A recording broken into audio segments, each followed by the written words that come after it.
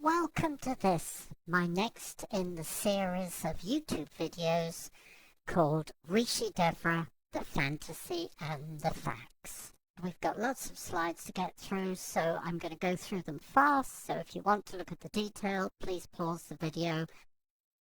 In the previous YouTube video, 17A, I showed how in quick succession Mike Hendrickson, a partner in a big Colorado firm of accountants, had been dismissed because he wanted to bring Miss West's financial dealings within the law. The same fate occurred to John Watson and Betsy Blank, resigned rather than be forced to manufacture false invoices.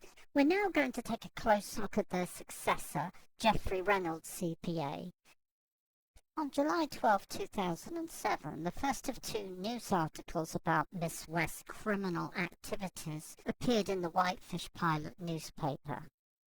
This news article detailed several crimes that Miss West had or was committing, the main one being the assault on Dr. Cole, MD.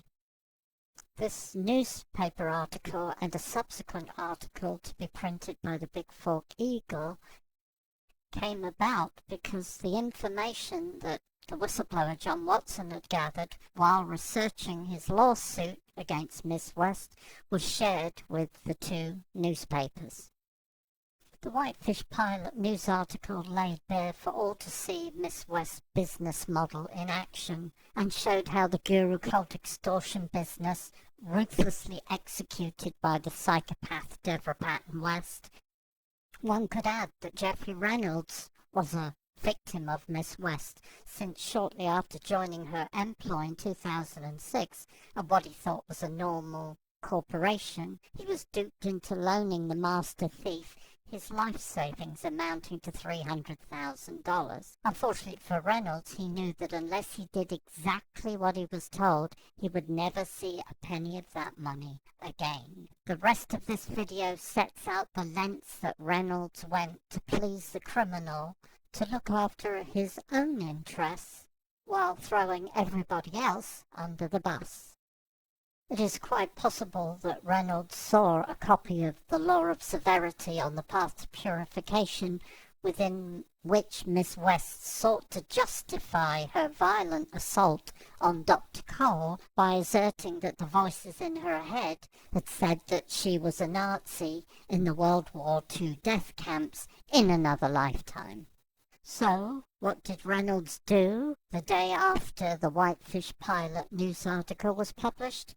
Well, he did what any other self-respecting marionette would do. He issued statements of denial that West was involved with the assault or the assault had ever occurred, knowing full well that it had.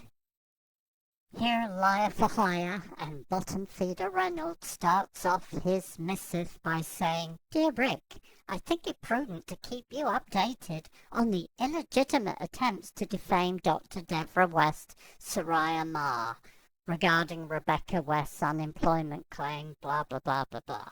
And down at the bottom, he points out to the editor that religious persecution is against the law. Gag. The next missive from Reynolds is entitled, "Dear Friend and Fellow Community Member." Second paragraph begins, "Dr. West's friends, family members and supporters are saddened and outraged by the intrusion on her privacy and the absolutely fictitious, far-fetched and unwarranted information that was printed." The information they're referring to, or Reynolds is referring to, is the fact that West assaulted Dr. Cole. The fact that she admitted it in writing to send it to all of her followers is, well, beside the point, I guess. And the fact that the news article contained several other well-researched crimes that Miss West was committing, well, that doesn't matter either, I guess. And at the bottom, Reynolds finishes off his bullshit and lies with the words, "with much sincerity." Gag. Reynolds starts off this missive with, "As Dr. West's financial manager, I'm appalled at your front-page smut story that frames Devra as a suspect of a host of misdeeds that border on sheer lunacy. Reynolds goes on to say, in fact, nothing of the sort of what you presented is taking place, other than routine financial and real estate matters. Of course, the truth, the facts are somewhat different. Dr. Cole was assaulted. John Watson was defrauded. Dr. Cole won her case. West was convicted of the assault. John Watson won in court against West for fraud. West was evicted from 2 rental properties. West was representing Osprey House on Angel Point as belonging to her when it belonged to Robert and Tabby Ivy. West did defraud the Hendricksons out of $200,000. These are all indisputable facts. But of course the real point here is that Miss West has Reynolds by the short and curlies, and he has to lie for all of his worth in the hope that one day he'll see that $300,000 again. And just FYI, Miss West is not an international author. She has a garage full of self-published books. Nor is Miss West a doctor unless you count the 2 doctorates she says that Jesus Christ gave her personally. And here, Reynolds, anxious to please his occult master, joins forces with Dr. Julio Williams to issue another missive full of lies, propaganda, and misinformation. My favourite is at the beginning of the 2nd paragraph, where the liars for hire say the misprint in the Montana local newspaper, the Whitefish Pilot, has been corrected to restate that the legal petition filed by Pat Cole has been dismissed and will not be dignified by being heard by the court. This is just a blatant lie. Pat Cole won her case, or the case the authorities brought against Miss West. Miss West was convicted for misdemeanor assault. She was fined $500 and given a 6-month suspended jail sentence. In the 2nd paragraph here, it refers to the fact that John Watson's escalations are despicable and that he's making threats on Soraya Ma's life. Of course, as everybody knows, if they've been viewing the YouTube videos or looking at the information on the websites that are up, that Miss West uses murder and threats of murder as part of her business plan. In fact, while Reynolds was being interviewed by the Big Fork Eagle on August 9th, 2007, he let it slip to the reporter in what he thought was an off-the-record comment that the whistleblower John Watson would be dead within 12 months or in jail for reacting to what Miss West was going to do to him and his family. On August 9th, the 2nd article appeared, this time in the Big Fork Eagle, and Geoffrey Reynolds got to go out and give statements to the newspaper himself. Again, all lies, basically, and here's the message. Speaking for West, Geoff Reynolds claims the charges are untrue. He says photos of the first alleged assault were taken on a different date. Of course, all the other witnesses said something completely different.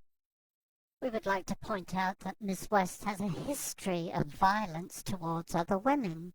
Just 2 of those incidents are mentioned in the slide above.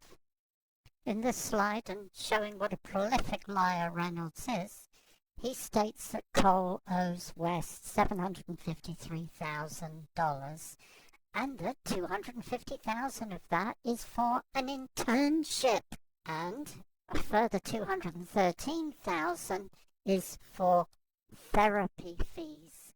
The reporter says that Cole managed to pay West $621,000, but it didn't come easy. No, it didn't. Miss West beat the crap out of Dr. Cole. It didn't come easy at all. Apart from emptying her IRA to the tune of nearly $300,000, Pat Cole was also forced to borrow an additional $50,000 from her aunt by Miss West. And at the bottom, Reynolds claims that several people have been stirring up trouble by publishing untrue allegations against West. But of course all the allegations are true. But Reynolds can't say that. He has $300,000 at stake. So apart from showing what a versatile liar he is, And having obviously money laundered $470,000 of stolen cash through West's business, Reynolds showed how adaptable a criminal he is by commenting to the reporter that he was in on a murder plot to kill the whistleblower.